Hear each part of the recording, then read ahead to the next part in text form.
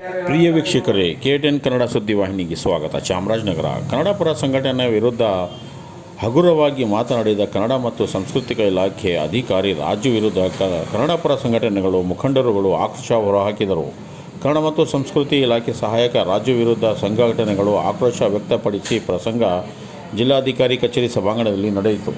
ಇಂದು ನಡೆದ ವಿಶ್ವ ಮಾನವ ಕುವೆಂಪು ದಿನಾಚರಣೆ ಪೂರ್ವಭಾವಿ ಸಭೆಯು ಅಪರ ಜಿಲ್ಲಾಧಿಕಾರಿಗಳಾದ ಟಿ. ಜವರೇಗೌಡ ಅವರ ಅಧ್ಯಕ್ಷತೆಯಲ್ಲಿ ನಡೆಯಿತು. ಇದೇ ತಿಂಗಳ 29ರಂದು ನಗರದ ಡಾಕ್ಟರ್ ರಾಜ್ಕುಮಾರ್ ರಂಗಮಂದಿರದಲ್ಲಿ ನಡೆಯಲು ನಿರ್ಧಾರ ಮಾಡಲಾಗಿತ್ತು.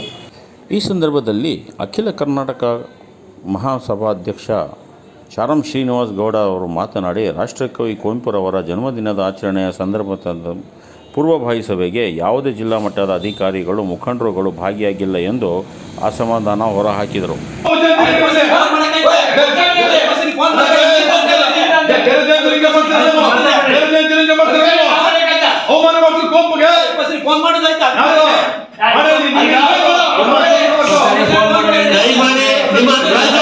ನಿಮ್ಮ ವೈಯಕ್ತಿಕ ವಿಚಾರಗಳು ಹೊರಗಡೆ ಇಟ್ಕೊಳ್ಳಿ. ನೀವು ಬೇಡ ಚರ್ಚೆ ಬೇಡ. ರಾಜು, ನೀವು ಮಾತಾಡಬೇಡಿ. ಅಲ್ಲ ಬೇಡ,